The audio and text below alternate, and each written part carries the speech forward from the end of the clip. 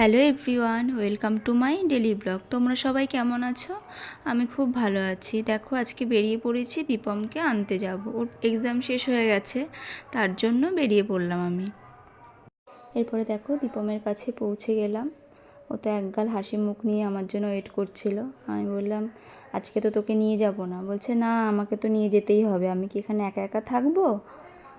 তারপর ও ব্যাগপত্র গুছিয়ে নিচে নেমে এলো। আমরা ট্রেনে চেপে পড়লাম। ও বলছে যে, তুমি কি করছো? আমি বললাম যে, দেখ, আমি ভিডিও করছি। ও তো কি হাসি, ভিডিও করছি বলে। তারপর আমরা আমাদের স্টেশনে নেমে পড়লাম। ও বললো, মা, আমি একটা লস্যি খাবো। না, ঠিক আছে, দাঁড়া।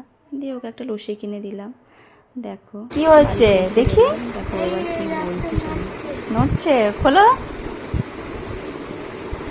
দেখি দেখি।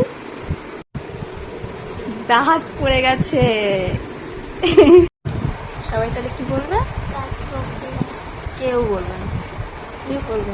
বাপে কি বলবে? দাঁত ফোকলা বলবে। একবার বল, কি বললে এইমাত্র? কতদিন পর বাড়ির খাবার খেলাম। তাই? খুব মজা হচ্ছে না? বাড়ির খাবার খেয়ে, আর ওখানে কিরকম খেতে? বাজে।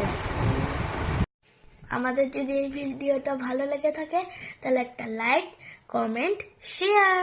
বাই।